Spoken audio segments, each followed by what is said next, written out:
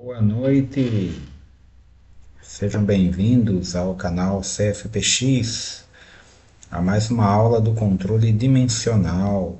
Meu nome é professor Fábio Andrade, né? Estamos aí iniciando mais uma live, né, do curso Controle Dimensional, tá? Então, pessoal, peço aí, né, vocês que já estão entrando na nossa live, tá? Aproveitem aí para compartilhar, para curtir e para deixar o seu comentário, seu nome, seu boa noite, tá? Estou aqui, né, acompanhando também, né, o nosso chat, tá? Então, vocês fiquem à vontade aí, né, para fazer as perguntas e os comentários durante a aula, né? E assim, né, a gente vai interagindo aí, né, na nossa disciplina, tá ok? Beleza, pessoal? Vamos seguindo, tá? Então hoje, né, mais uma aula, né, de metrologia, né? Então estamos aqui na nossa quarta aula, tá ok? E nessa quarta aula nós vamos aí, né, dar continuidade, né, naquela mesma sistemática que fizemos, né, nas últimas aulas, né, fazendo uma breve revisão, né? Vamos inserir algumas terminologias e depois, né, entrar, né, com alguns tópicos novos, alguns instrumentos e finalizando com exercícios, beleza? Vamos seguindo, né, com o nosso curso, tá? Então, né, uma pequena revisão, né? O que vimos na última aula, tá? Então, na última aula, nós vimos um pouquinho sobre os instrumentos, certo? Vimos, né, sobre os gabaritos, né? Vimos também que existem os calibradores, né, ou calibres, comentamos um pouco, tá, dos calibradores, ok? Vimos também ali, né, o conceito de régua graduada, tá? E, né, vimos também um pouquinho sobre trenas, né? Lembrando aí, né, que tem a diferenciação do tipo 1 e tipo 2, tá? Então, lembrando, né, de um tipo de gabarito, né? Vejam se vocês aí da área de caldeiraria reconhecem esse tipo de... Praticamente é um instrumento, né? É um gabarito utilizado na área de caldeiraria. Alguém lembra aí o nome desse instrumento? Né? Quem está aí nos acompanhando aí, já é o Jackson, Emerson, né? O Josivan, o Rodrigo Flório. Tem mais gente aí que ainda não postou aí seu boa noite, né? Uma boa noite a todos aí, né? Vou também deixar aqui meu boa noite aqui no chat, tá? Hoje, né, acabei deixando. Boa noite, pessoal. Tá ok? Tá? Então, esse gabarito é muito utilizado aí, né, para traçagem de ângulos, tá? É a famosa régua francesa, tá ok? No nosso curso, nós temos uma prática que utilizaremos esse tipo de instrumento, tá? Ele faz a função também da escala flexível. Então, é um gabarito obrigatório aí, né, para as práticas de controle dimensional de traçagem, tá? Ok? Vimos também os calibres, né, ou calibradores, né? Comentamos aí já algumas vezes, né, sobre alguns instrumentos, né? E aqui eu trouxe, né, um pente de rosca, né, que é o mais conhecido aí, né? É o calibre medidor de rosca, tá? No dimensional de caldeiraria ele não é um requisito, porém no dimensional de mecânica sim, tá? Lembrando, né?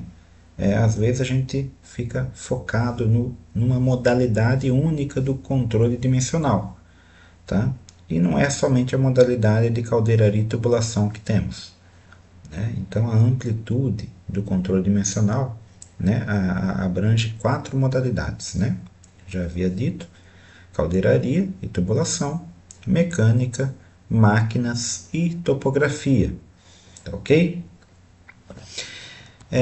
Vimos o caso da trena, né?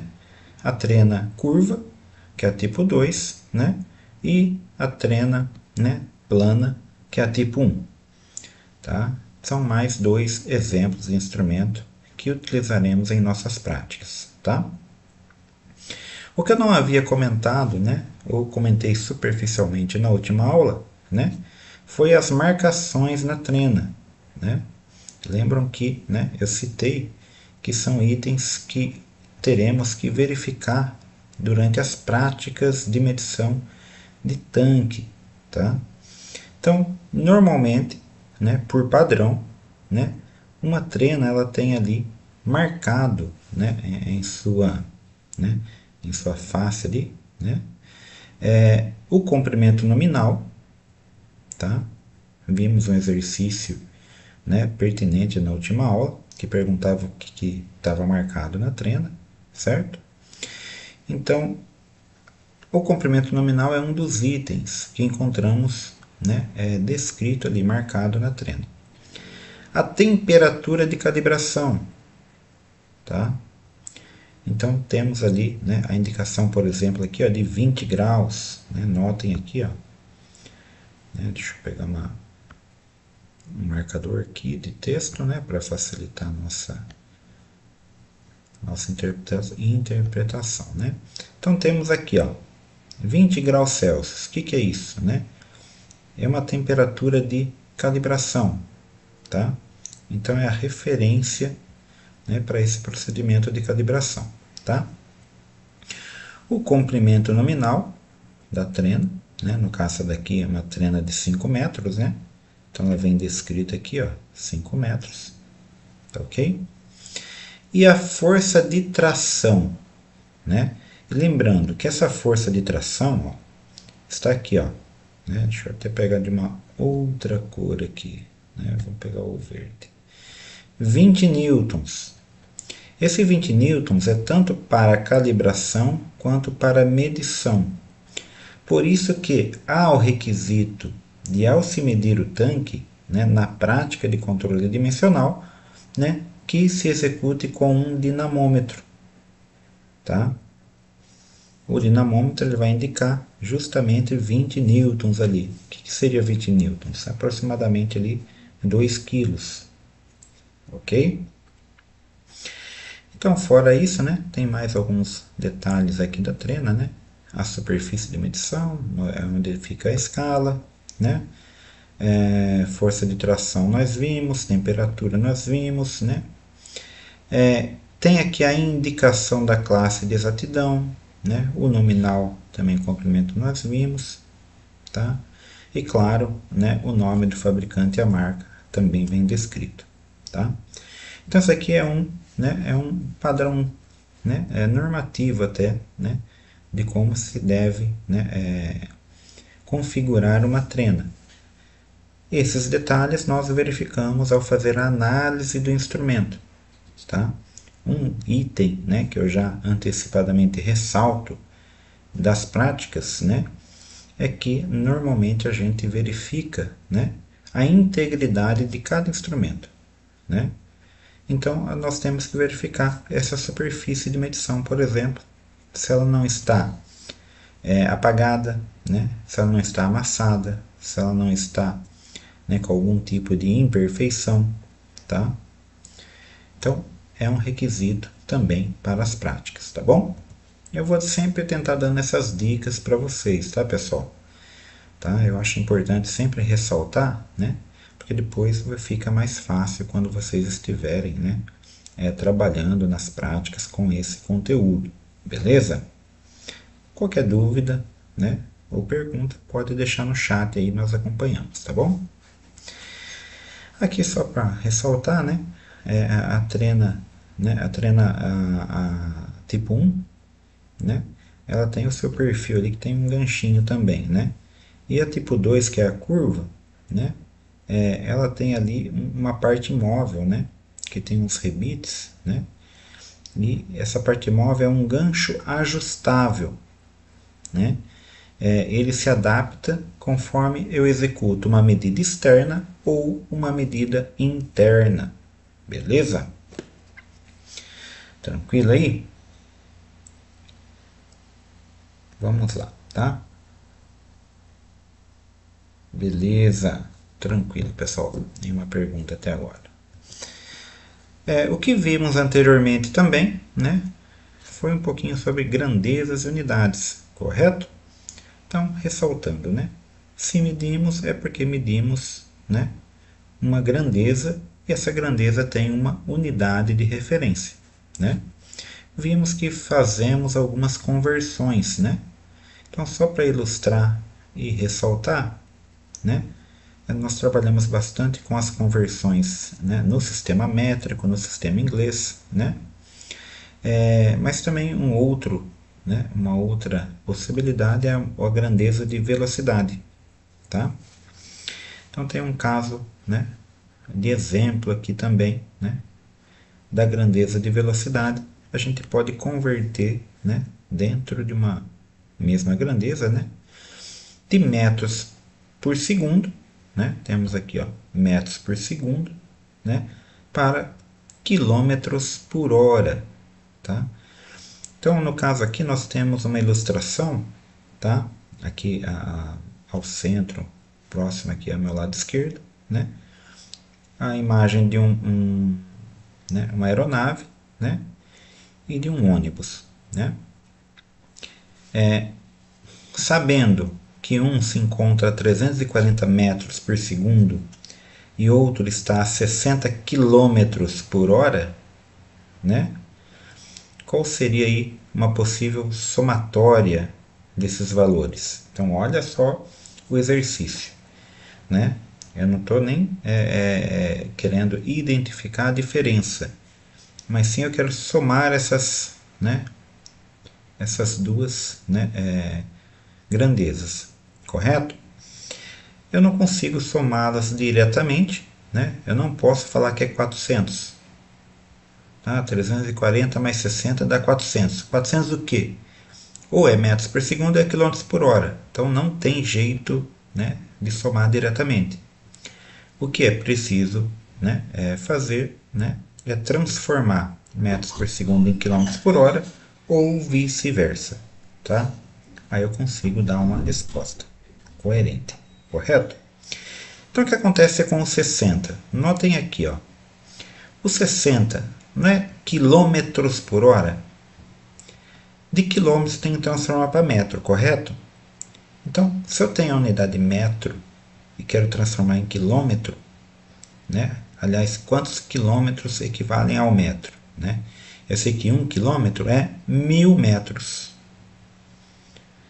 tá? Então, quando eu falo 60 né, a letra K, que é o multiplicativo de 1000, né, quilômetros, eu estou falando 60.000 metros por hora. Opa, por hora?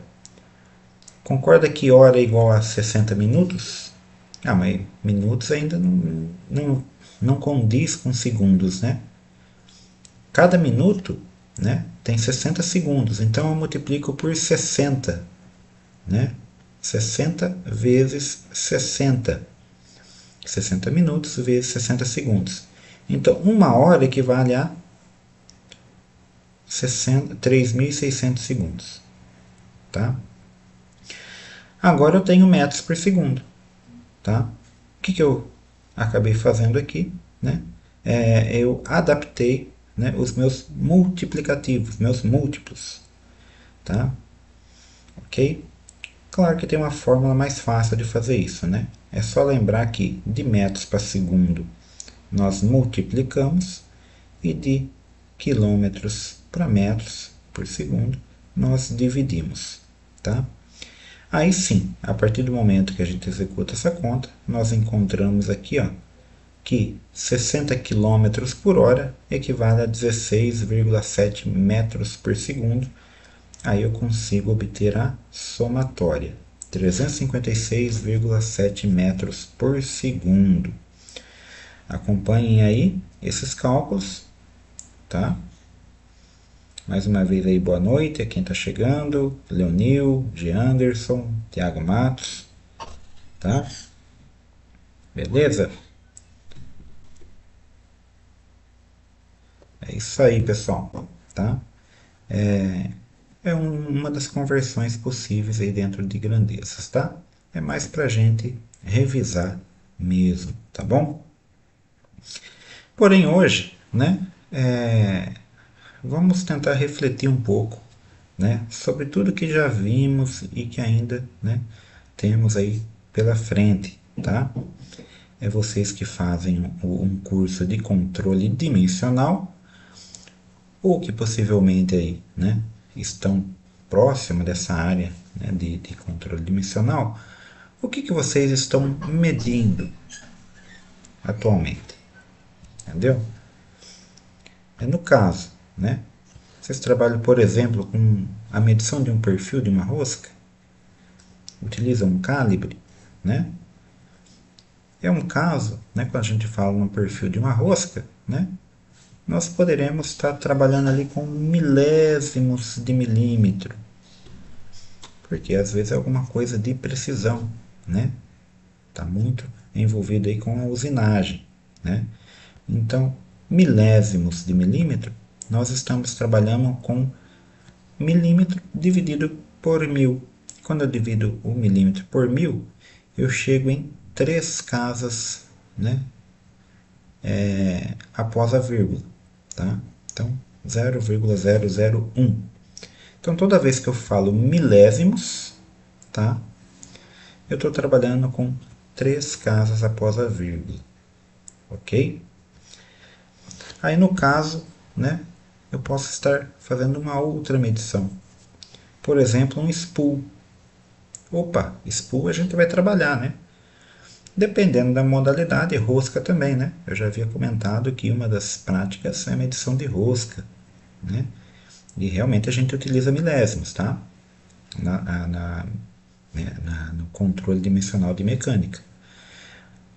O dimensional aqui de tubulação, né? Nós não vamos usar um micrômetro, né?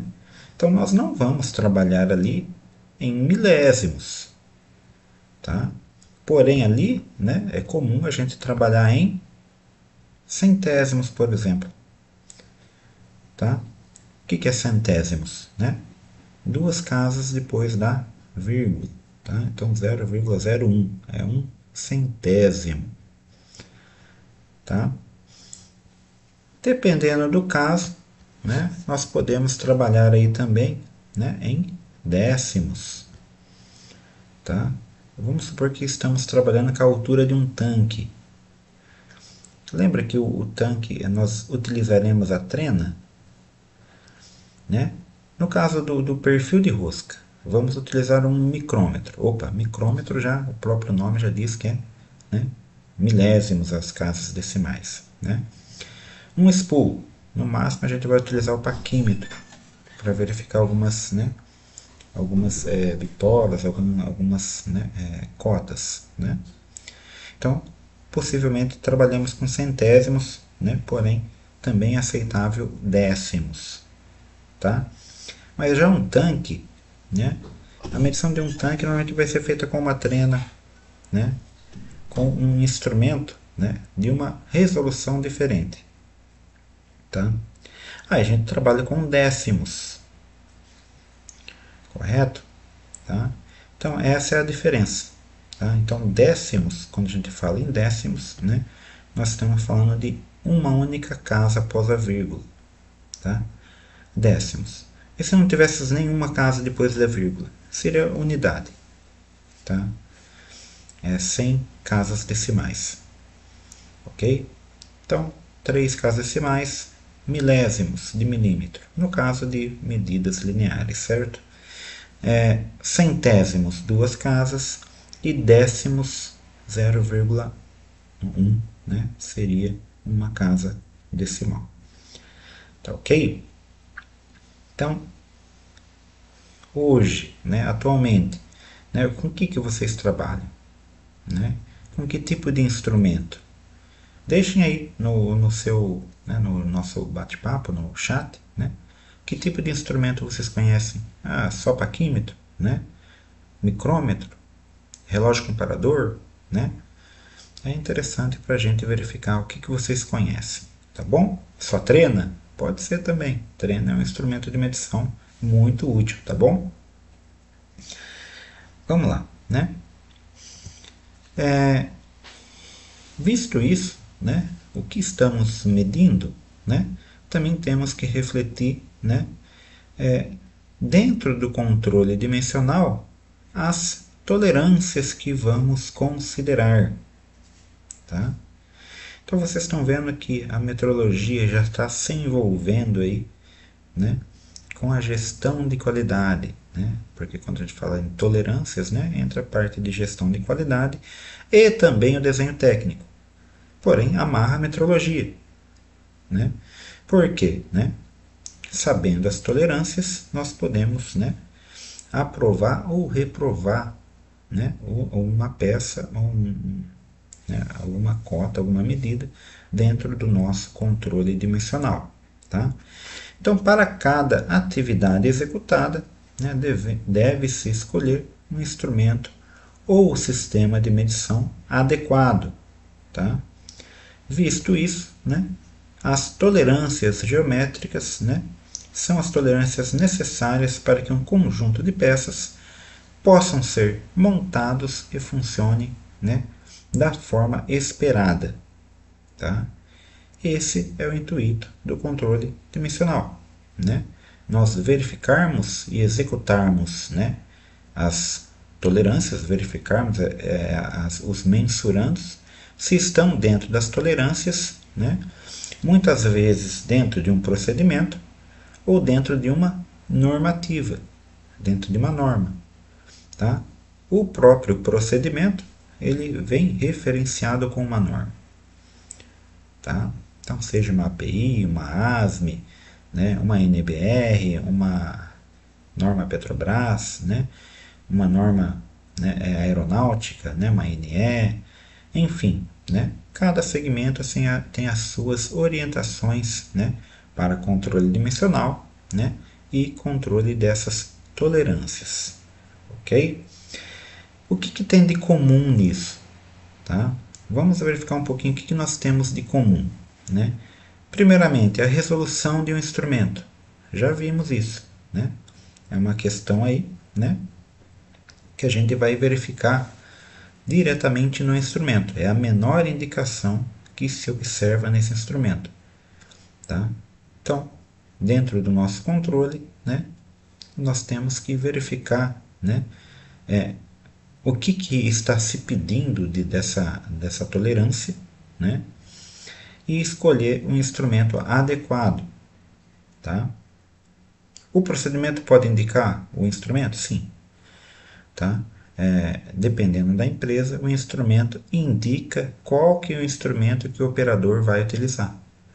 Tá? Então, o operador ele deve ser orientado, né, no caso o inspetor, qual instrumento, né, ele vai utilizar. Se ele não for orientado, né, ele tem que ter uma noção de, né, qual a resolução que ele precisa. Aí vem aquele caso, ele vai medir uma rosca em milésimos, ele vai medir um spool em centésimos, ou ele vai medir, né, algo em décimos. Se for em décimos, ele vai pegar uma trena. Se for em centésimos, ele pega um paquímetro. Se for em milésimos, ele vai pegar um micrômetro. Tá? Ok? O que vai mudar? A resolução do instrumento. Tranquilo até aí? Tá? Vamos lá, vamos seguindo, né? Faixa de medição, né? A faixa de medição, né, é o valor máximo e mínimo que o instrumento é capaz de medir, tá? No exemplo aqui temos o caso de uma balança, né? Então temos a carga máxima e a carga mínima. Tem balanças de precisão que a tolerância ali é 1 kg, 2 kg, né? É o máximo, né? Na verdade, nem se falaria em quilo, quando é de precisão, é em gramas, né? Ou décimos de gramas, tá? Vamos pegar o caso, né, dimensional novamente, né? A faixa de medição de um paquímetro, né? 150 milímetros. Ah, mas eu preciso de uma tolerância, né, milesimal, né? Vou pegar um micrômetro. O micrômetro não tem micrômetro de 0 a 150 igual tem um paquímetro, né? Para abranger a mesma faixa de medição, olha só, a mesma faixa de medição de um paquímetro, eu necessito de 4 micrômetros. Eu preciso do 0,25, do 25,50, do 50,75 e do 75,100. Tá? Imagine que essa faixa de medição, né, ela vai interferir em custos. Tá? Ok? Então, né, se por um lado eu tenho uma precisão maior ao usar o micrômetro, porém, né, se dentro do meu processo eu tiver muitas medidas, né, será que não é viável ter um paquímetro um pouquinho mais específico, aí, como o 0,2 ou o 0,1, tá? Para abranger uma faixa de medição maior? Ok? Então é por isso que, né, temos que calcular e pensar muito bem antes de planejar uma inspeção ou um processo, tá bom? E assim varia todos os instrumentos, né? Faixa de medição dos manômetros, dos torquímetros, né? Vai ser sempre o valor máximo e o valor mínimo, tá? Precisão e exatidão na medição, né? Já vimos isso também, né? Tanto a precisão como a exatidão, né, são conceitos que estão interligados e dão ali, né, um grau de concordância, ou com os valores que a gente mede repetidas vezes, tá?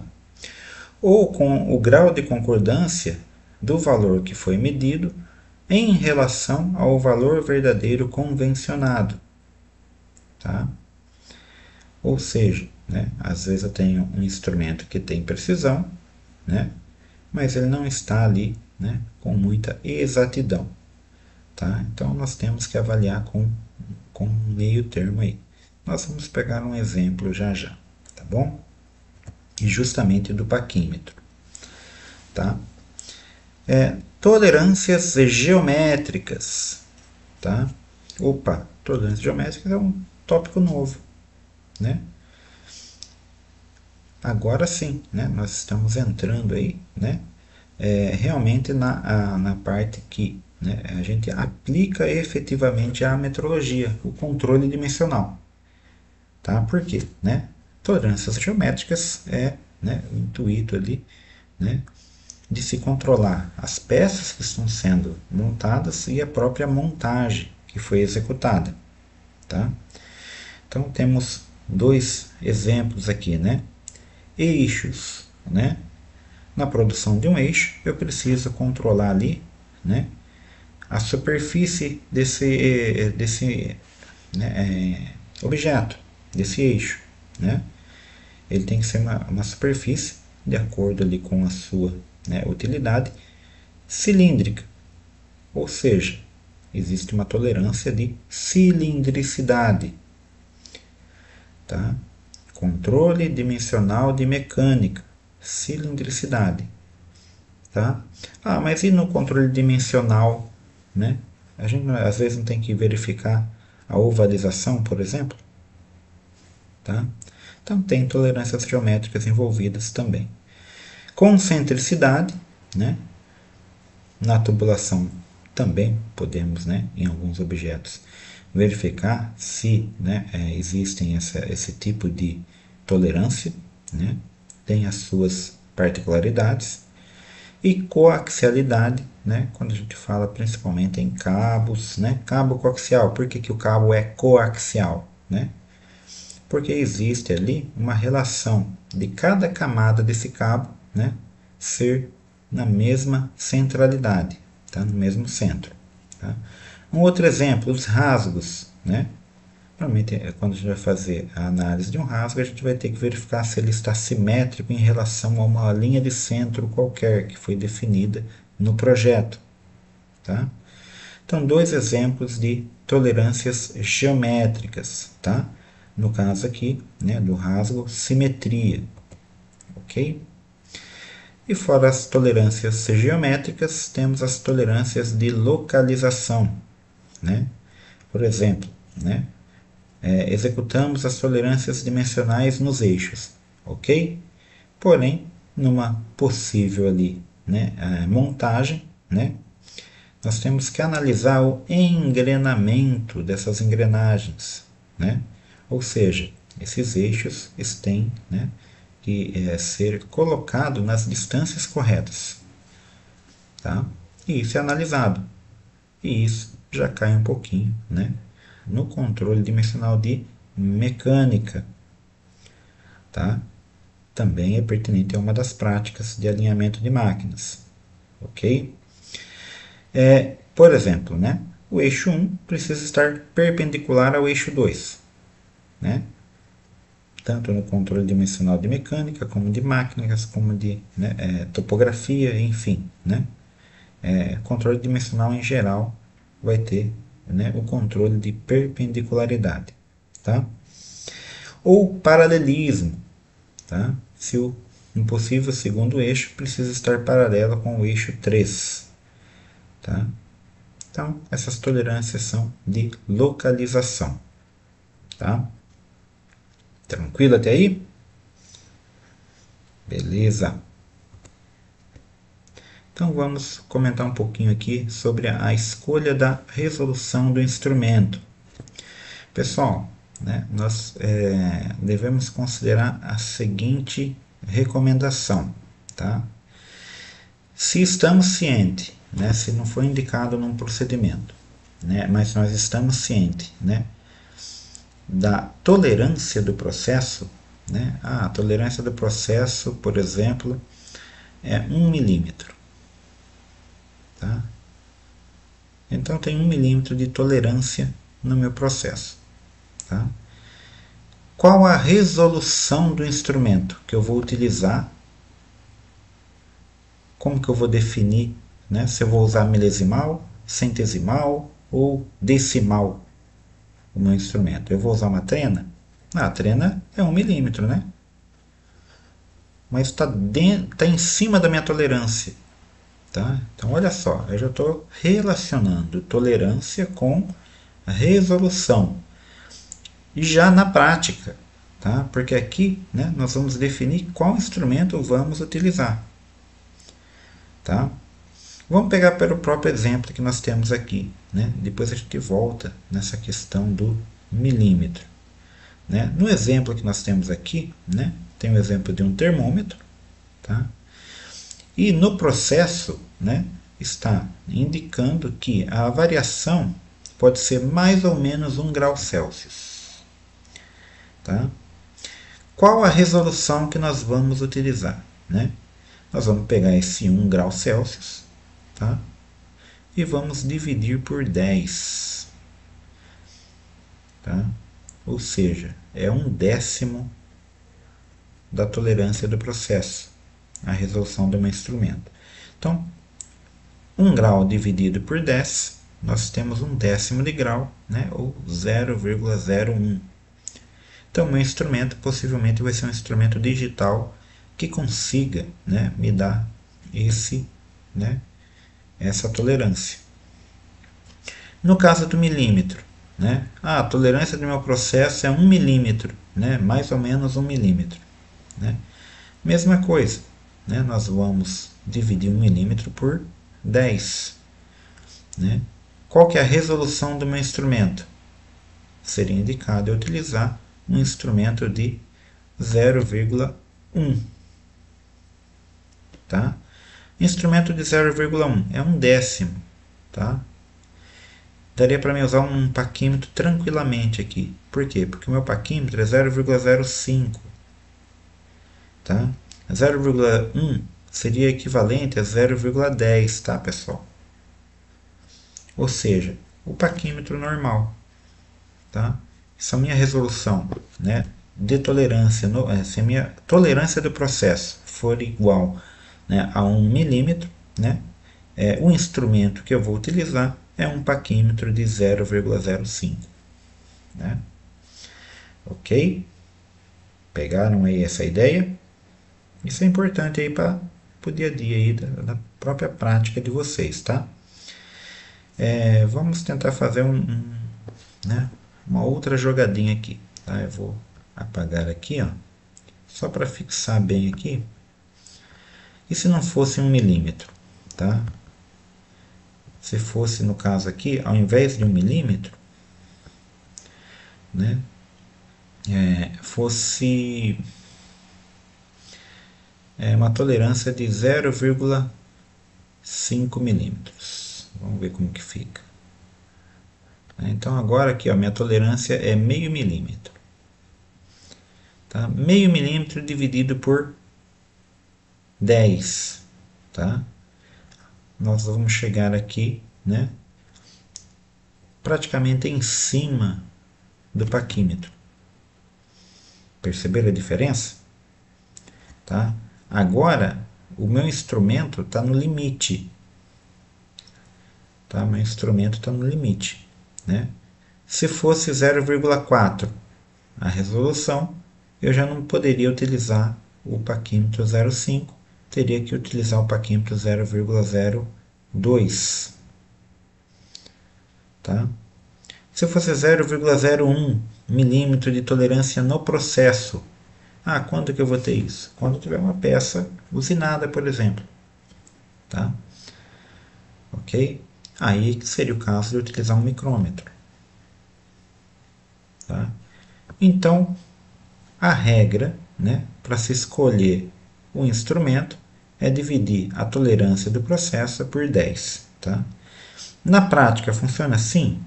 Tem uma regrinha na prática, pessoal, que não sei se alguém já aplica no dia a dia, né? Que é dividir por 4. Tá? Então é comum também, né, o pessoal dividir aqui, ó, tá? Ao invés de dividir por 10, né, dividir por 4. Tá? No caso aqui, se divide por 4, né, eu teria 1, né, dividido por 4. Tá? Deixa eu ver se eu consigo pegar minha calculadora aqui. Não tem a calculadora aberta aqui. Tá? Deixa eu pegar aqui deixar ela pronta aqui no nosso, né? Quem consegue fazer a conta rapidinho aí, colocar no bate-papo? Vamos lá, pessoal, vamos acompanhando aí. Quem tá aí? O Isaac, o Ricardo Lino, o Arley, Genilson, Thiago, Matos. Beleza? Aqui só já eu volto aqui no chat, tá, gente? Vamos lá. Só para pegar aqui a calculadora, né? 0,25, tá? Então temos que 0,25, né, seria o limite aqui, ó, tá? Para a gente utilizar, né, na prática, tá? Esse termômetro no caso, tá? Se fosse milímetro, né, que em grau seria 0,25 grau, se fosse milímetro 0,25, tá? Em milímetros, tá? 0,25 milímetros também caberia o caso de se utilizar aí um paquímetro, tá? Convencional ou normal mesmo, tá ok? Deu para entender aqui sobre a resolução? Alguma dúvida? Tranquilo aí? Então vamos lá no nosso bate-papo, tá? Aí o G. Anderson falou que trabalha com o micrômetro, com o paquímetro, com a escala, com a trena, relógio comparador e a alinhadora laser, né? Nem comentei ainda, né? Mas tem aí os casos de uma precisão, e também não é só precisão, é a facilidade de se utilizar, né, o laser track ou algum aparelho que né, tem esse conceito, né? Aí Jackson 0,25, Josivan também, valeu, obrigado, tá? Então vocês pegaram aí, né, como que é definido a resolução do instrumento, tá? Na nossa teoria, né? Na nossa teoria, nós dividimos por 10. Na prática, né, vocês consideram aí, né, que se divide por 4, né, e você já se tem aí um instrumento, né, indicado, né, para menos, né? Nunca para mais, aí fica muito, né, muito grosso aí o erro, tá bom? Mas outra coisa que nós temos que ressaltar é a faixa de medição, tá? Que foi que a gente havia comentado ali, iniciado, falando a diferença entre um paquímetro e um micrômetro, tá? Só que aqui é a escolha da faixa, tá? Suponhamos que temos uma medida a ser mensurada. O que nós vamos ter? O valor verdadeiro convencionado, tá? O valor verdadeiro convencionado, né, está próximo do mensurando que eu vou, né, identificar ali na medição, né? Então vou utilizar um sistema de medição, tá, para comparar se o meu, né, valor verdadeiro, né, convencionado, né, está próximo do mensurando. Porém, né, existe uma regrinha também, né, recomendada, que o valor medido, tá, permaneça entre 10 a 90% da faixa de medição do instrumento. Tá? Essa é uma recomendação genérica, porém, para vocês que possivelmente estejam envolvidos com né, medição de espessura, né? O próprio procedimento de medição de espessura por ultrassom, né, já envolve a calibração do instrumento num bloco escalonado. Tá? Por quê? Né? Para que se adapte essa faixa de medição. Tá? O instrumento é digital, ele trabalha em várias faixas de medição. E como que eu faço para trabalhar com ele numa determinada faixa? Vou medir o nominal de 10, vou calibrar o instrumento na escalinha de 10 milímetros. Agora vou medir com 20, né? Vou calibrar o instrumento novamente, né? Dentro do procedimento específico dele, dentro do bloco, né, do bloco padrão de 20. E assim, né, o procedimento de medição de espessura. Tá? Similar também ao processo de torque, tá? Com o torquímetro.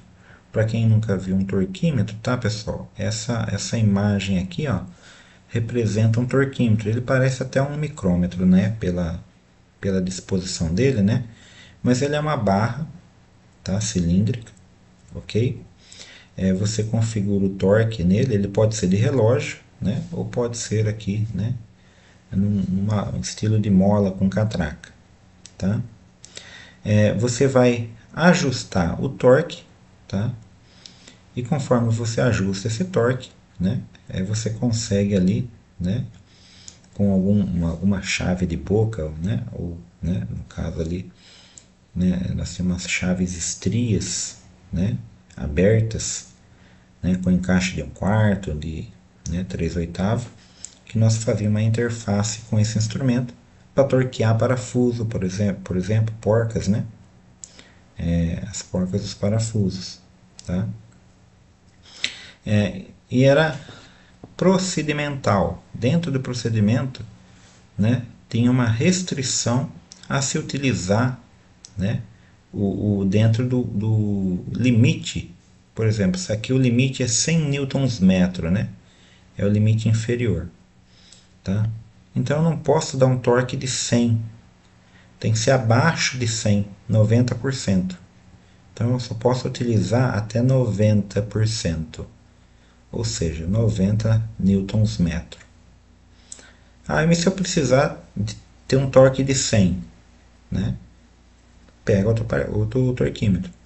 Pega um que tem um range de né, 20 a 150, tá? Aí vamos supor que o limite dele aqui, ó, inferior, é 20, né? É o primeiro que aparece ali é o 20, né? Ah, vou medir 21, né? Não posso, tá 10% ali, né? Fora do meu range, né? Teria que medir ali, né? 10% acima, tá? Então ali, no caso do range, né? O range aqui, né? De 20 até 100 dá 80.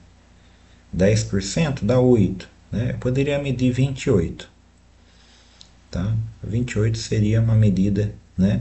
Dentro dos 10% do meu range, tá? Ou seja, da minha faixa de medição, tá? Faixa de medição de 20 a 100, né? Dá 80, ok? 10% disso é 8, então 8 acima, né? Aqui seria 8 a menos, né? Então daria para fazer 92, tá? Até 92 newton daria para fazer, né? A medição com esse instrumento nesse caso. No paquímetro, né? No paquímetro, né? A gente tem os limites, né?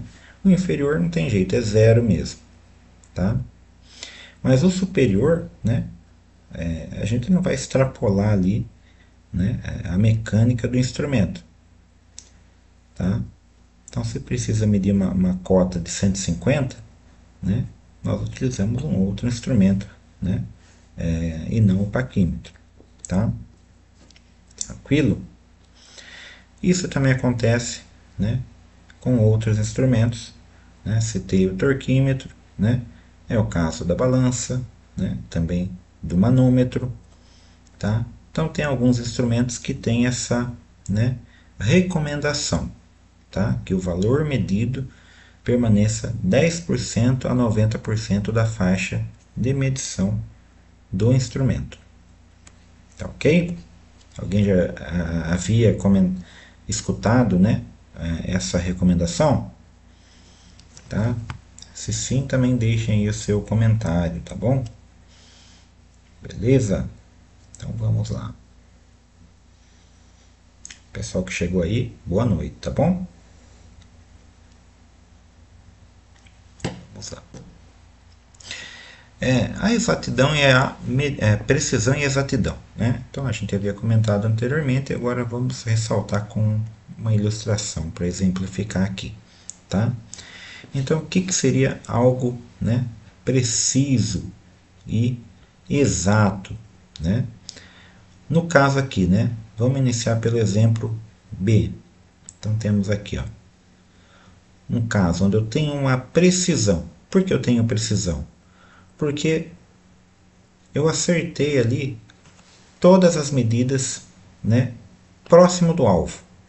Então imagine que eu tenho um atirador aqui, que é um atirador, né, que tem que acertar o alvo, porém quando ele mira, ele sempre acerta na mesma região, mesmo ele mirando o centro, tá?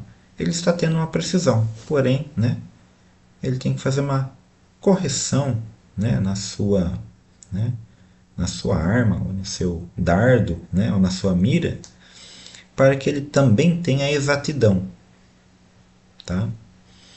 Então a exatidão ele não está tendo porque não está atingindo o alvo, tá? Ele poderia, né, ter um pouquinho de exatidão, que é o segundo caso aqui, ó. Aliás, né, a letra C, né? Porém está tendo uma dispersão aqui, ó, né? Então, hora ele acerta de um lado, hora acerta do outro, né? É um caso que ele não mantém a mesma precisão do caso anterior, tá? Porém, né, ele está mais próximo do centro do que a letra B, né? Porque a letra B acertou na faixa azul, né? Ele praticamente acertou aqui na região vermelha, que é mais próxima do centro. Então ele tem um pouquinho mais de, né, exatidão, né? Se tiver muita dispersão, né, que é o caso A, né, aí ele não tem nem precisão e nem exatidão, tá? Porque não acerta no centro, né, e dispersa muitos valores, tá? Ok? Agora, quando você consegue conciliar, né, precisão e exatidão, né, você atinge no centro, né, e não tem, né, essa, né, divergência ou dispersão desses valores. Tá? Então, esse aqui é um exemplo típico de que é exatidão e precisão. Tá? Então, é o exemplo aqui dos atiradores andardos. Né? Vamos fazer uma comparativa aqui então, né, com um instrumento. Tá? Então vamos relacionar precisão e exatidão com um instrumento. Tá? E vamos pegar justamente dois paquímetros. Vai ficar mais fácil da gente entender a aplicabilidade desse conceito. Né? Então vamos lá, estamos analisando o equipamento, né, A, tá, e o equipamento B. Então temos um bloco padrão, né, valor verdadeiro convencionado. Né? Lembra? O que é um valor verdadeiro convencionado? O que eu estipulei como padrão. Normalmente vai ser um bloco padrão, no caso aqui 50 milímetros. Tá? Então temos aqui o valor materializado.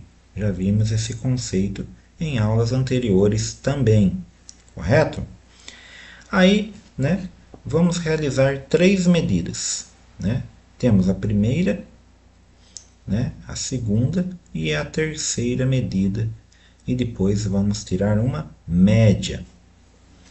Tá? Então, essa média, né, que a gente vai coletar entre as três medidas. Tá?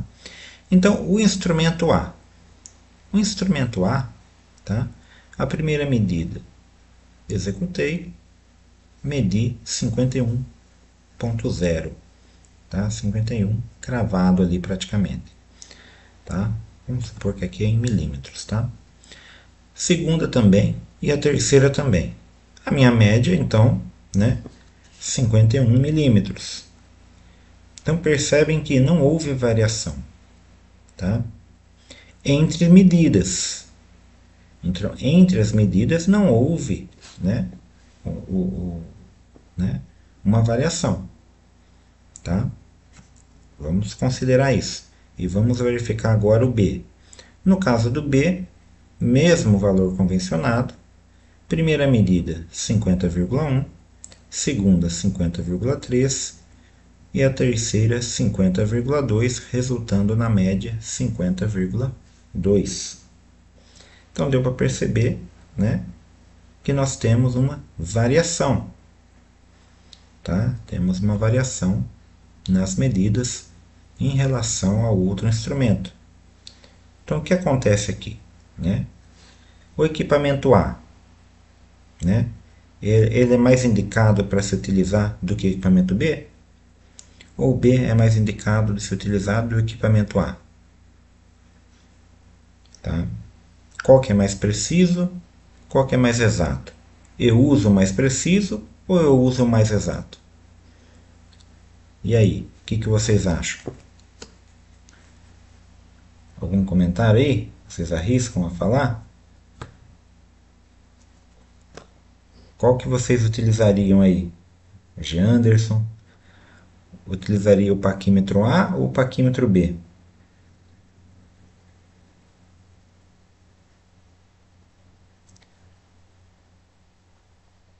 E aí?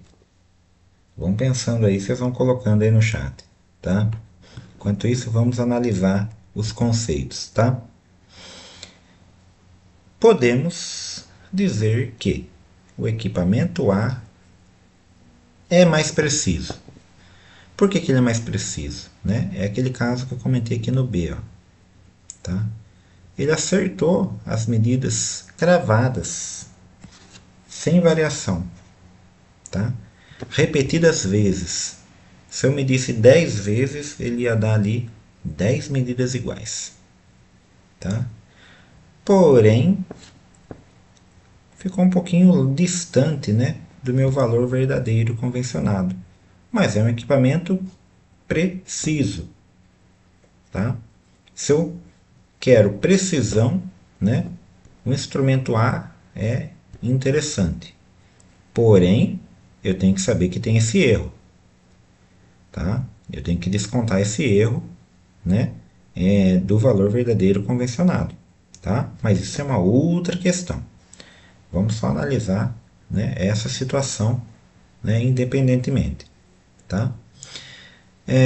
Então não teve variação nas três medições, né? No segundo caso, nós tivemos uma pequena variação, tá? Ou seja, né, em contrapartida, né, ele foi considerado menos exato, tá? Porque está longe do valor verdadeiro convencional, que é a referência, tá? É o valor de referência. Né? A média dos valores obteve um maior desvio em relação ao valor de referência. Ok? Então, se é o caso de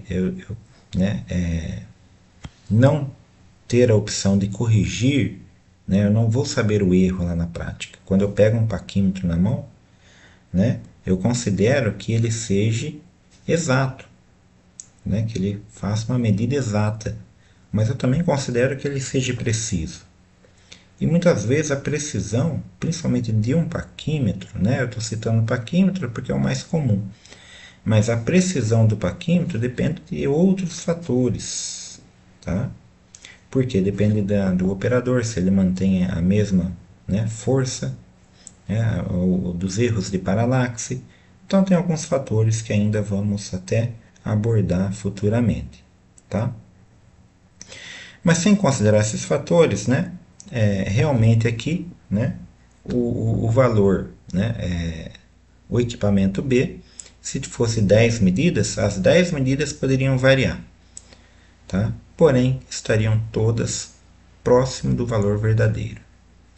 Ou seja, né, nós vamos pegar, né, no caso aqui, o mais exato,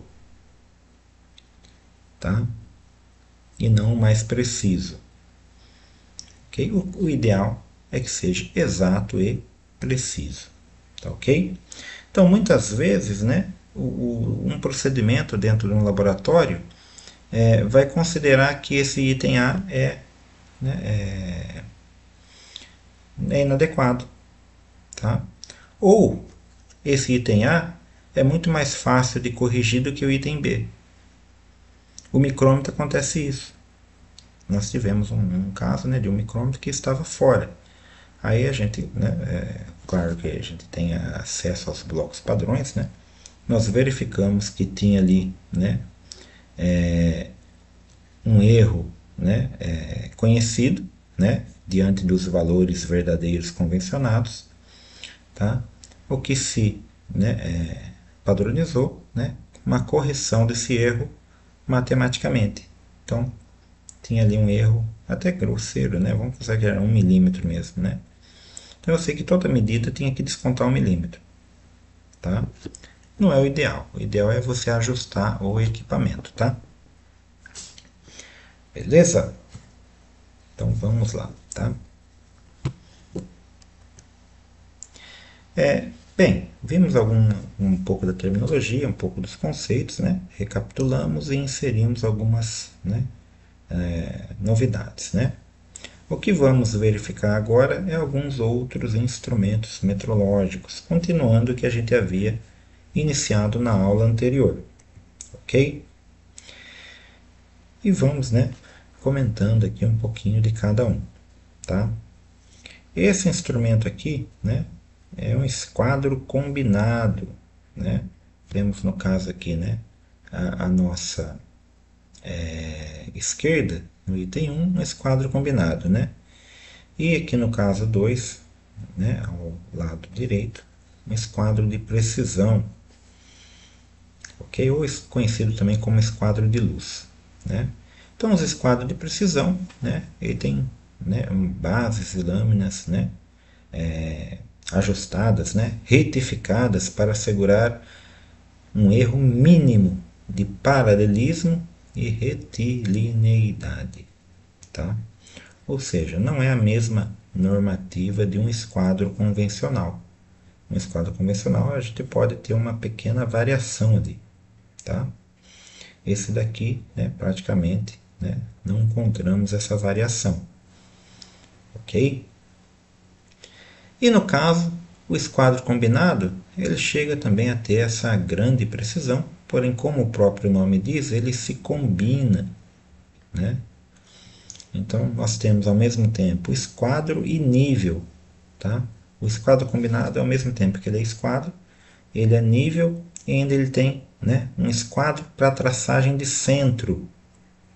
Tá? Esse esquadro de traçagem de centro, né, é muito utilizado ali, né, também nas práticas de controle dimensional, tá? Para se, né, trabalhar com as flanges, tá, ok? Então, trabalhamos com o centro da flange para verificar, né, alguns desvios, né, em relação à montagem. Tá? Então, para saber se a montagem está, né, correta, né, primeiro que a gente tem que ter as referências. Tá? Então, para as referências, né, nós temos que saber um conceito também de geratriz. Tá? Então, geratriz é um conceito, né, que envolve ali, né, os itens, né, tubulações, tanques, né, e vasos de pressão. Tá? Futuramente nós vamos abordar os procedimentos, então não se preocupem agora, né? Isso aí vai estar mais ilustrado. Tá? Vamos só entender aqui como que é o funcionamento desse instrumento. Então, cada parte aqui que nós temos, né, tem o esquadro principal, tem a parte do transferidor e tem a parte que eu comentei do esquadro de centragem. Todas elas estão sobre, né, uma régua, né, uma escala, tá? Que ela tem um pequeno rasgo, né, onde você consegue, né, conectar com precisão cada item desse daqui. Inclusive você consegue ajustar, né, o nível, né, junto com o esquadro de centragem, por exemplo. Tá? Isso facilita bastante, né, porque aqui, pessoal, no esquadro principal tem uma bolha, tem um nível bolha aqui, ó. O transferidor, né, também é uma opção aqui para ser utilizado, tá? Junto com essa régua, tá, ok? O esquadro de luz é mais simples, né? Ele só vai ter a consideração aqui do 90 graus, né? Você só vai conseguir medir 90 graus com ele mesmo, ok? Mas no caso do esquadro combinado, né, você vai ter, né, várias aplicações, né, e ele é um dos itens, né, que está disponível, né, para as práticas do controle dimensional. Então, se utiliza no spool, no vaso de pressão, no nó tubular, tá? Se utiliza esse instrumento, tá, ok? Goniômetros, tá? Então, ou transferidores de grau. Você vê que até o esquadro combinado tem, né, um recurso, né, para se verificar graus também, né? Porém, esse instrumento aqui, né, é muito conhecido aqui, já comentei, né, pelos inspetores de soldagem e também na caldeiraria é utilizado, tá? Para se verificar ali ângulos, tá? Então, goniômetro, né, é para se medir ângulos, medidas angulares, tá? Ok?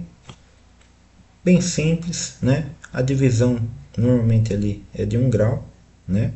Existem alguns medidores de precisão, né, que vão medir ali em minutos, ok? E tem o caso que eu comentei na aula passada, né? Eu trouxe um exemplo, né, de uma medição, né, onde a gente tem que fazer um ajuste da escala de medição, ou seja, né, eu tenho ali a resolução de 1 grau, mas a escala de operação, né, eu posso definir, né, diferentemente ali, né? Abordamos na aula anterior, ok? Nível bolha, tá? O nível bolha, pessoal, também é um equipamento muito utilizado, tá? Simples, tá? Praticamente ali, né, ele tem uma construção simples, ok? Porém, né, é um instrumento que é indicado quando se fala em nivelamento. Então, determinado procedimento, né, pede que se faça nivelamento, principalmente se for em prova, né, SNQC-ABEND, tá? Não se utiliza outro nível senão o nível bolha. Mesmo estando disponível um nível, né, digital, o nivelamento deve ser feito com o nível bolha, tá? Inclusive ele é utilizado para, né, várias cotas, com auxílio ali das escalas, dos esquadros, né? Ok? Porque essa ampola, né, tem essa ampolinha aqui, né? Que é esse item que fica, né, sobre essa superfície cilíndrica de vidro, tá? Ela tem uma precisão muito grande, de segundos, tá? Então ela dá uma precisão muito grande. Então qualquer mínimo movimento já causa um grande deslocamento da bolha. Tanto é que, dependendo do nível, né, o nível, normalmente o nível, né, mais comum, né, ele só tem dois tracinhos, né? Então tem aqui, ó, uma referência de um lado e uma referência do outro. Você, né, se orienta nessa referência e centraliza a bolha, tá? Alguns, né, alguns outros modelos, né, eles têm uma graduação, tá? Uma graduação que você consegue ali visualizar a bolha, né, se deslocando, tá? E medir ali o deslocamento em segundos. É muito preciso, tá? É muito preciso mesmo, tá? Então é um instrumento considerado aí praticamente analógico, tá? Mas que tem uma precisão enorme. Os instrumentos, né, digitais se baseiam nesse princípio analógico para também, né, obterem esse nível de precisão, tá bom? Beleza? Vamos trabalhar também, né? Então, como eu disse, né, o nível de duas bolhas, né, que é o nível, né, que mais comum, né, vai ser um recurso utilizado nas práticas de controle dimensional, tá? Blocos padrão, né? Então, eu falei de blocos padrão, aqui tá algumas ilustrações, tá? Então, esses equipamentos são as nossas referências, né? Ou seja, são as medidas materializadas. Já falamos desse termo também, né? Ou também é o nosso valor verdadeiro convencionado, tá? Ou convencional, ok? Por quê, né? São utilizados para aferir a precisão de outros equipamentos de medição, tá? Ou se utiliza em conjunto, tá? Por exemplo, né, quando se faz a calibração de um paquímetro, de um micrômetro, se utiliza, né, um conjunto desses blocos. E esse é o procedimento, né, também ali de uma das práticas do controle dimensional. Aliás, dimensional de mecânica, tá bom? Dimensional de controle, né, de caldeira de tubulação, né, e não vai precisar desse recurso, tá bom? Ok? Por que eu comento sempre dos dois, tá, pessoal? Porque essas aulas, né, vocês sabem que vai, né, ficar gravadas, vão ficar gravadas no nosso canal, tá? Então, para quem ainda não assistiu, né, essa é a quarta aula, né? Eu convido a todos aí que são nossos alunos e mesmo quem está visitando, né, o nosso canal, né, a assistirem às aulas anteriores de metrologia. Né? Já fizemos conceito, revisamos, né, alguns exercícios e também, né, comentamos de alguns instrumentos nas aulas anteriores, certo? E, né, possivelmente ali, né, os, né, alunos de inspetor de controle dimensional de mecânica, né, também irão assistir essas aulas, por isso eu fico ressaltando ambos, né? Ambos os procedimentos, ambos as práticas, tá bom? Mas mesmo assim, qualquer dúvida vocês podem, né, postar aí no nosso chat, beleza? Vamos lá. Tá? Então, o bloco padrão, vocês podem perceber aqui, pessoal, pela imagem, né? Ele tem umas medidas bem precisas, né? 1.5, né? 1,05, 1.6, né? Então, imagine aqui, ó, 1,6, né? É 1 milímetro, né? 1 milímetro e 6 décimos de milímetro, tá? Aí no caso aqui tem um outro bloquinho aqui, ó, que vai dar para vocês verem aqui, ó, tá? É 1,06, 1,06, ou seja, aqui já está trabalhando em centésimos, né? Então basicamente, né, aqui nós temos aqui, ó, uma medida materializada em décimos de milímetro, né? E outra medida, né, materializada em centésimos, tá? Ah, tem de milésimos? Esse daqui não tem milésimos, tá? No caso aqui, né? Deixa eu ver se tem algum que tem aqui na imagem, não. Existe, né, os blocos padrões milesimais, mas são extremamente caros, tá? Esse daqui já é caro, tá? Que são centesimais, tá? Eles são aferidos com, né, os blocos, né, milesimais, só para vocês terem ideia. Tá? Então são muito precisos dentro da sua, né, aplicabilidade, tá bom? Ou seja, né, as tolerâncias, né, são baixíssimas de erro. Tá? Não tem uma tolerância alta. Ah, mas 1.6 é décima de... Pode variar muito? Não pode variar muito por causa da tolerância, tá? Então as tolerâncias são definidas, né, para que esse 1.6, né, seja extremamente preciso. Tá ok?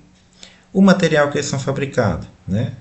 O material tem que ter uma qualidade boa, né, e uma característica aí para manter a precisão, tá? Então, aço e também a cerâmica, tá? São os materiais que são feitos esses, né, esses blocos padrões, tá ok? Então, como eu disse, né, controle dimensional de caldeiraria não verifica esses itens, porém, dimensional de mecânica, sim, tá? Beleza? Deixa eu só visualizar aqui quem está nos acompanhando, né? Não esqueçam de deixar o like aí no nosso canal, tá bom, gente? Ok? Aqui o Jackson falou que trabalha bastante com esse quadro combinado. Na prática você vai rever novamente aí, tá? O Emerson, obrigado aí, acompanhando aí a resposta, a exatidão, né? Aí já expliquei anteriormente, né? Aí ficou a dúvida aí, né? Josivan, Jackson e Emerson. Estou vendo agora, recapitulando, né? Sobre o paquímetro A, B e C. Opa, A e B, né? Então, vimos ali, né, que a opção B seria, né, o que estaria mais exato, tá? O A estaria preciso. Tá, Jackson? Então, no caso ali, né, só recapitular. O A seria indicado se eu conhecesse o erro e eu fizesse a correção, tá bom? Beleza? Ok, pessoal. Obrigado pela participação, né? Podem, né, deixar aí, continuar com seus, né, comentários, tá bom? Pessoal, no caso aqui, né, paralelo ópticos, né? Creio que já foge um pouco da rotina diária de vocês, porém, né, são itens que nós temos disponíveis aqui, né, na escola, tá? Por quê? Né? Fazem parte de um dos procedimentos do controle dimensional de mecânica, né? E praticamente é paralelo óptico. O que significa a palavra paralelo? Né? Então, algo que, né, esteja ali, né, fora de um ângulo, que mantenha o paralelismo. Tá? No caso, né, essas faces que são paralelas. Tá? E ópticos ou óticos, né? É o caso da transparência. Eles necessitam ser transparentes. Por quê? Tá? Imagine que o procedimento, né, é analisar o paralelismo da face, do batente do micrômetro, no caso. Tá? O paralelismo, né, é um pequeno, né, um pequeno erro de paralelismo, né, causa uma distorção na luz que atravessa o paralelo óptico. Ou seja, né, é o que a gente chama de estria. Ali no batente, né, se ele estiver fora, vai formar algumas estrias nele aqui, ó, coloridas, porque vai distorcer a luz. Tá? Então, é com o paralelo óptico que eu verifico a planeza, tá, dessas partes do micrômetro, da borda dele. Tá? Então, imaginem, né? Falamos lá de tolerâncias geométricas, né? Tolerâncias de né, localização. Aqui, ó, uma maneira, né, um sistema de avaliar planeza e paralelismo, né, nos batentes, né, nas faces internas de um micrômetro, tá? Utilizando um recurso óptico. Tá? Interessante, né? Ok? Então, é um conjuntinho aí, né, de instrumentos que são utilizados para calibração de outros instrumentos. É uma medida materializada, porém de uma forma, né, que além da medida se materializada, tá, ela tem esse recurso, né, de trabalhar também com a luz, com a distorção da luz. Tá ok? É interessante, tá? Se vocês, mesmo sendo do controle dimensional, né, quando forem, né, fazer a prática, se for o caso de vocês virem até Araraquara, né, se quiserem, né, a gente apresenta também, né, esses instrumentos, tá bom? Aqui um outro nível, né? Esse aqui é um nível bolha quadrangular de precisão, tá? É um instrumento que nós também temos disponível, tá, para as práticas de controle dimensional. Então ele tem alguns recursos interessantes, tá, para se trabalhar aqui, né, com paralelismo e também alguns outros procedimentos, né, que a gente utiliza o desempenho, tá? E ele também é um instrumento requerido toda vez que se tem né, uma mesa de desempenho, porque ele faz a calibração da mesa. Tá? Então, um nível quadrangular de precisão, ele serve, né, para ter uma indicação, uma referência.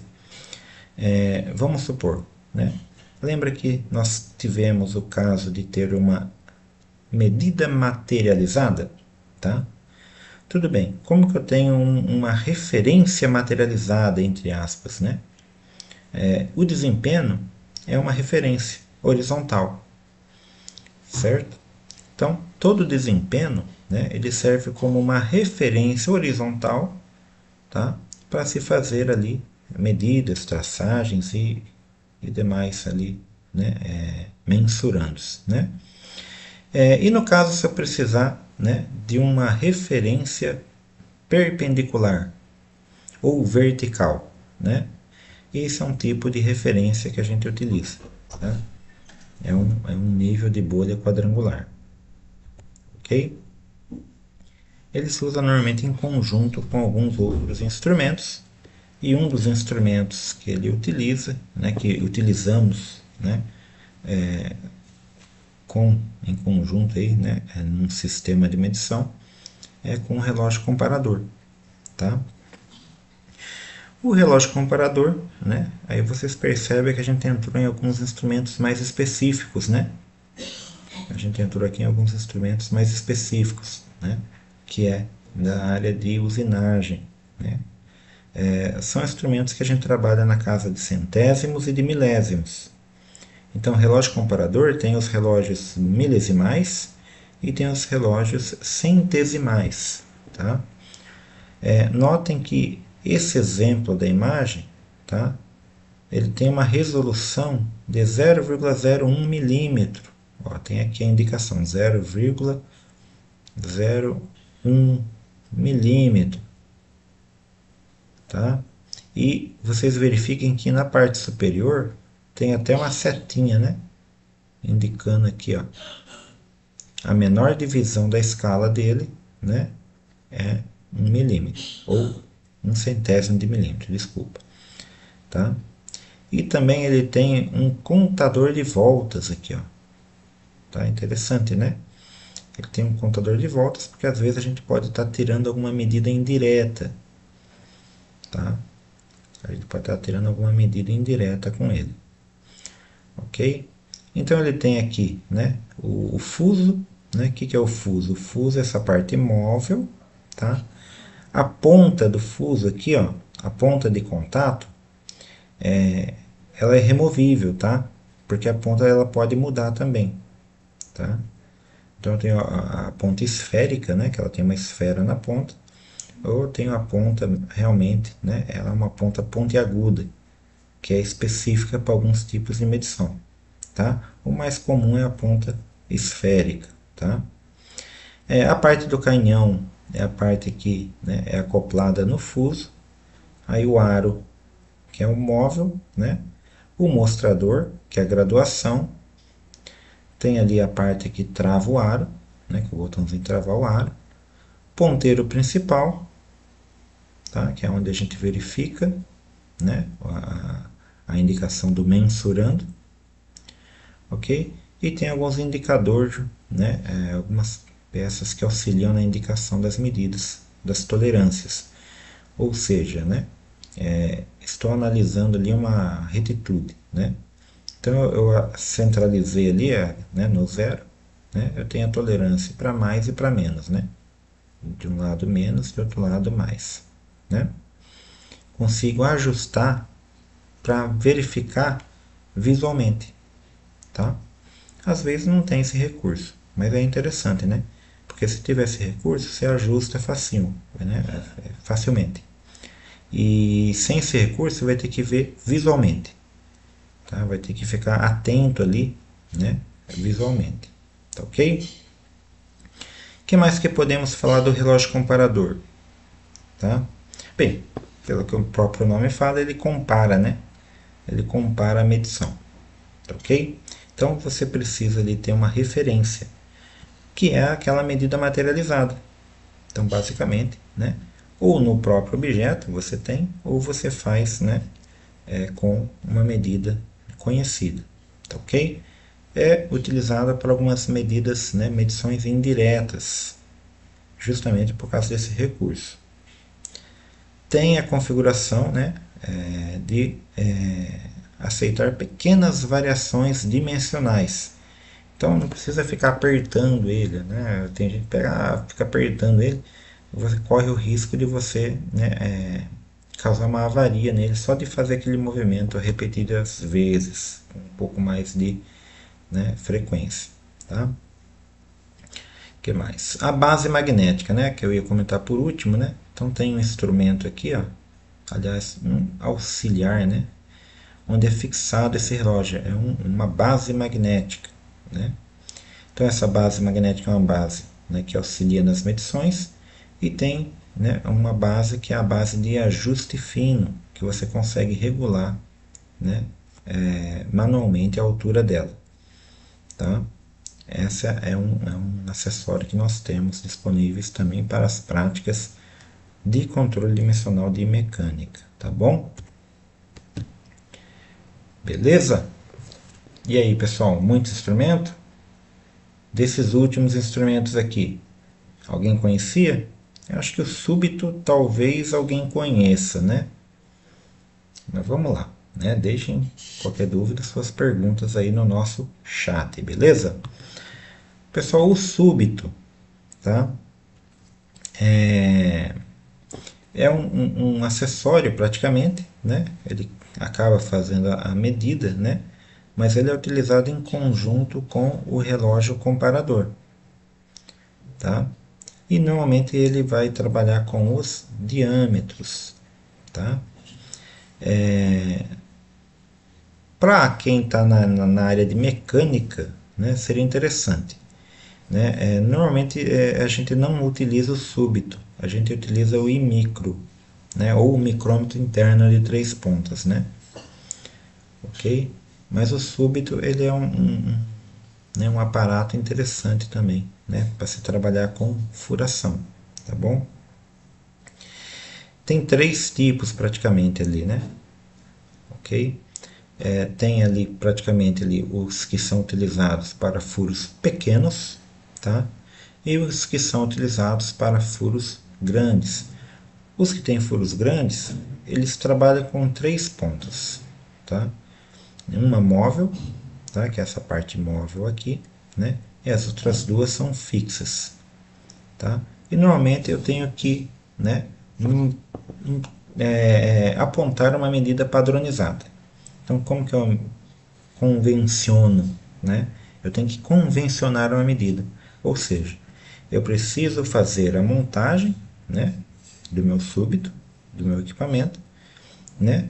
E através de um anel padrão, que é um valor conhecido, eu vou fazer uma calibração do meu conjunto, tá? Ou seja, o meu anel padrão vai ser aquela medida materializada requerida, né, para mim ter uma comparação.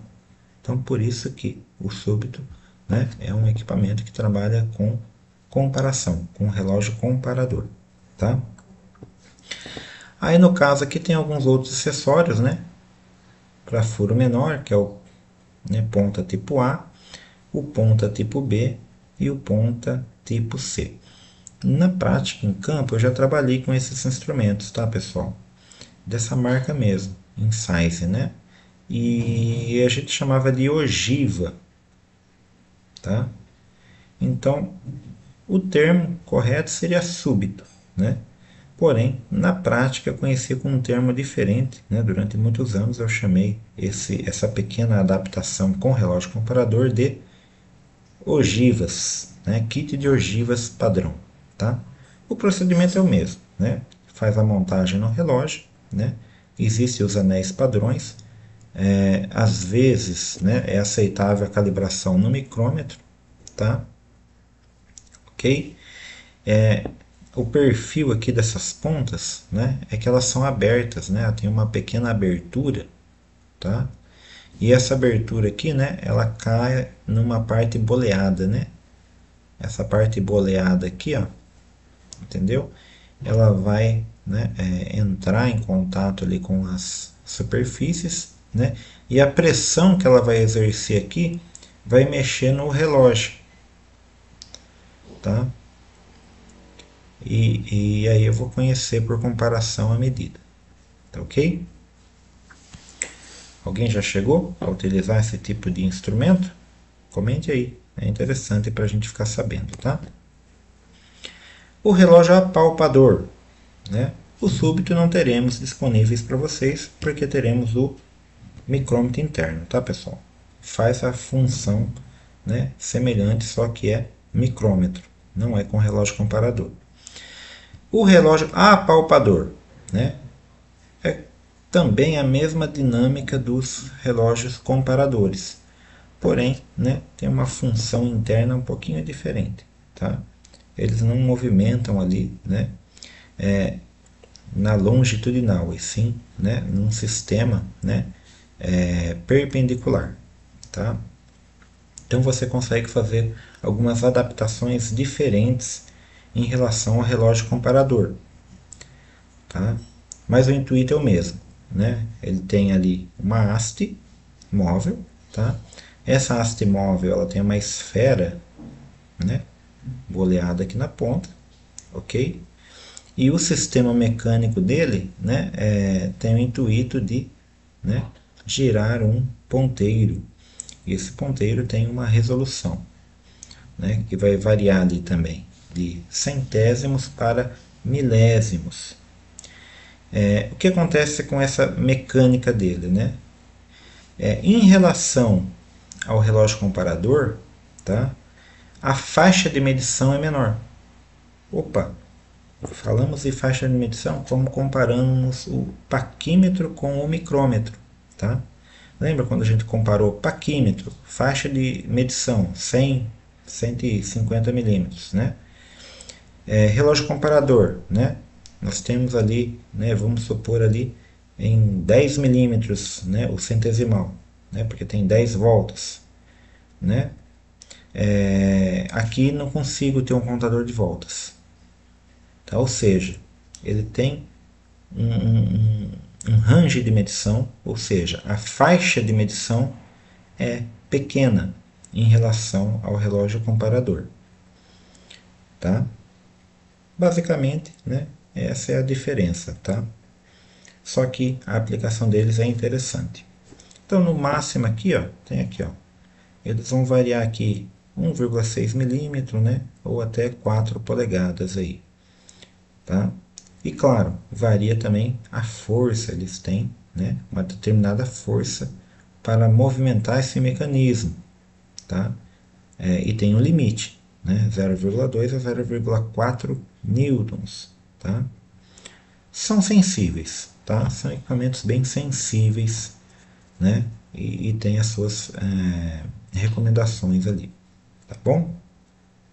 Vamos trabalhar com ele nas práticas de controle dimensional de mecânica. Mais alguns elementos, tá? Mais alguns elementos. Aqui nós temos o desempenho, né? E mais uma vez alguns suportes para os instrumentos. Então, muitas vezes, para se fazer o controle das tolerâncias dimensionais, nós temos que ter, além das medidas materializadas, né, do valor verdadeiro convencional, né, além de, né, ter a preocupação de verificar faixa de medição, resolução, né, ainda a gente tem que ter, né, alguns equipamentos e, né, suportes para referências, tá? Então aqui, ó, toda medida ou medição linear necessita de uma superfície de referência. O que vai me dar essa referência?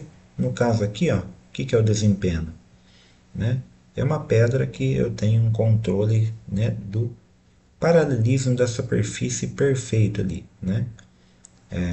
Praticamente, né, próximo da perfeição. Não tão perfeito porque, né, depende do nível que a gente vai falar de tolerância, né?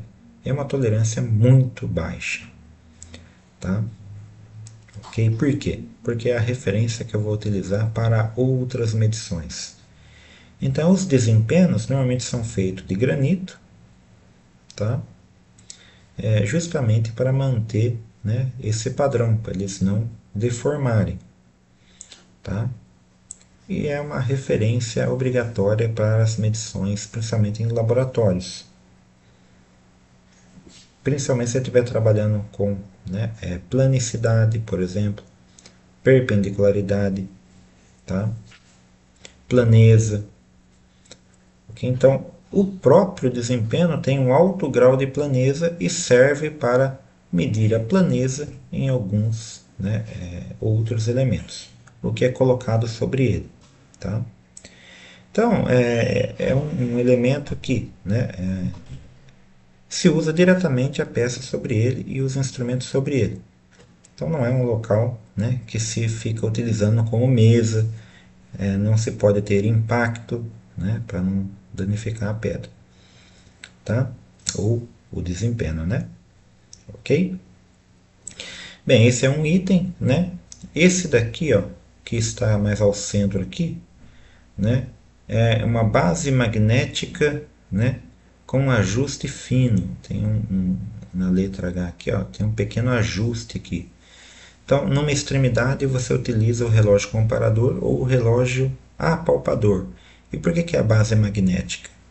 Às vezes você está criando uma referência diretamente ali no torno, tá? Ou numa fresa, tá? Ou no caso, a base magnética é exatamente, né, desse tipo aqui, era utilizado na aeronáutica, por exemplo, tá? Em alguns casos era utilizada a base magnética. Mas às vezes precisava utilizar a base magnética no lugar que não era magnético, tá? tá? Aí tem o recurso de se utilizar uma fita dupla face. Às vezes tem, né, as particularidades de cada processo, né? Era requisito uma base magnética, porém a superfície não era, né, magnetizável, né? Então se utilizava uma fita dupla face, tá bom? Bem, né, esse outro suporte aqui, né, mais aqui à direita, né, se utiliza com os relógios, ou, aliás, com os micrômetros, tá? O paquímetro a gente vai comentar ainda, né, futuramente. Se utiliza diretamente na peça que a gente vai executar a medida. Então a gente segura a peça, né, e faz a medição com o paquímetro, né? O relógio comparador normalmente é o inverso a operação dele, recomendável, tá? É recomendado que ele fique fixo, né? E nós ajustamos ao mesmo tempo, né, o tambor e posicione a peça, né, entre o fechamento ali, né, do fuso, tá? Porém, né, para fixar esse micrômetro tem que ter uma base específica também, tá? Aqui abaixo, né, um elemento que a gente pode, né, verificar aqui, com um relógio comparador, tem até um relógio comparador ou apalpador aqui já acoplado, né, é um entrepontos, tá? Ou seja, uma estrutura, né, que simula um eixo. E normalmente esse eixo, né, é para a gente verificar peças cilíndricas, né, e algumas, né, tolerâncias dimensionais de batimento. A concentricidade e a circularidade a gente verifica, né, por um procedimento semelhante também sobre o desempenho.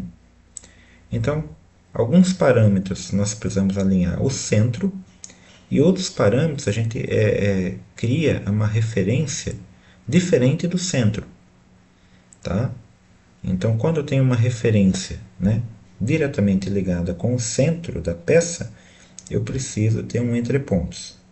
Se não for referente ao centro da peça, eu consigo utilizar o desempenho, que é o caso da circularidade, por exemplo. Tá? E, enfim, aqui no canto inferior à esquerda, né, o traçador de altura, ou paquímetro de altura, né, ou gramíneo, né, tem alguns nomes aí, né, mas esse instrumento também tem algumas funções diversas. Tá? Então ele pode ter uma escala aí de centésimos, tá? Normalmente 0,02, tá? Que é o instrumento que eu tenho, 2 centésimos de resolução. Tá? E ele serve tanto para medidas ali, né, diretas, tá? Quanto também para medidas indiretas ou comparação. Tá? Então ele é um auxílio para fazer medidas diretas. Ele tem uma ponta de vídeo para fazer essas marcações. Ele serve para fazer, né, medidas indiretas, quando eu acoplo, por exemplo, né, ou uso uma referência de um relógio comparador a palpador, tá? Ou eu posso acoplar nele mesmo o relógio comparador e o, né, comparador para fazer essas referências. Tá? Também temos essa disponibilidade e é aplicável numa das práticas do controle dimensional, tá? De mecânica. Beleza? Ok, aqui está uma ilustração, né? E aqui também, né, temos um outro instrumento que é semelhante, né, a esse gramíneo, ou o traçador de altura, que é o micrômetro de altura. Tá? Ele serve como referência também, da mesma maneira que né, temos o traçador de altura que tem a escala, né, e as suas, resoluções, né? Ele também tem a escala e as resoluções, só que ele tem um tambor para ajustar isso, tá? Então você ajusta aqui com o tambor, ao invés de ajustar, né, pelo nônio igual no paquímetro. E esse paquímetro é interessante, pessoal, que quando vocês verifiquem, né, esse outro sisteminha aqui em cima, né, para que se utiliza esse sistema, né? É o ajuste fino, tá? Porque muitas vezes esse instrumento, né, ele tem ali uma certa, né, atrito para manter a precisão. É requisito manter essa precisão. Tá? Então você trava a parte superior primeiro. Né? Então primeiro você trava a parte superior, próximo da medida. Utiliza o recurso para ajustar a parte móvel abaixo, né? E depois você trava a segunda parte. Tá? É o ajuste fino. Alguns paquímetros também têm esse ajuste. Tá? Ok? Bem, também, né, é algo que nós vamos, né, verificar com práticas. Tá? É interessante, a metrologia é muito ampla, né, pessoal? E é muito, né, é muito legal, né, você se envolver com esses processos de medições, com os instrumentos, né? Pelo menos particularmente, né, eu gosto muito dessa área. Tá?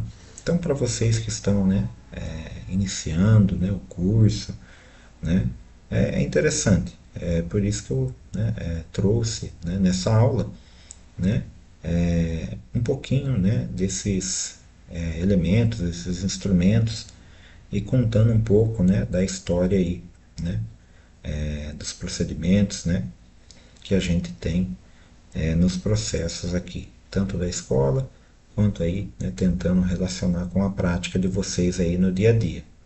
Tá ok? Pessoal, né? Mais uma vez aí, né? Queria perguntar aí se vocês têm alguma dúvida, tá? Estamos aí, né? Praticamente chegando aí, né, no final da nossa live, né? Algum instrumento que vocês queriam conhecer que eu não comentei, tá? Claro que menos o paquímetro, né? O paquímetro a gente vai aprofundar um pouquinho nele, porque, né, é o instrumento básico aí, né? Vocês têm que conhecer bem, tá bom? O micrômetro, às vezes, não vai ser pertinente a todos, tá? Mas vamos trabalhar com um pouquinho do micrômetro também. Beleza? Tranquilo aí? Nenhuma pergunta? Tranquilo? Então, vamos lá, né? Deixa eu ver se... Não, achei que aqui seria somente essa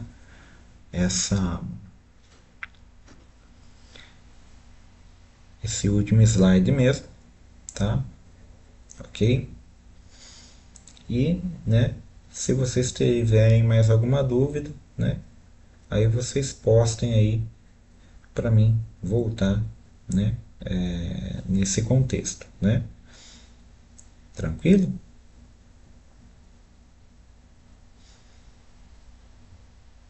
Nenhuma pergunta? Então eu quero agradecer, pessoal, né, a quem participou da nossa live hoje, tá?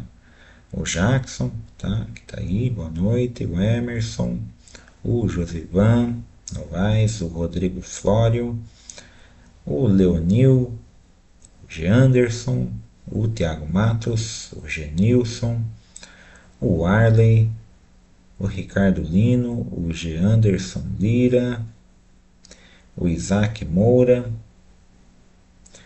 Josivan e Jackson já falei. Ok, o Jorge Antônio, boa noite, chegando aí, tá? Então, mais uma vez eu agradeço a participação de vocês, tá?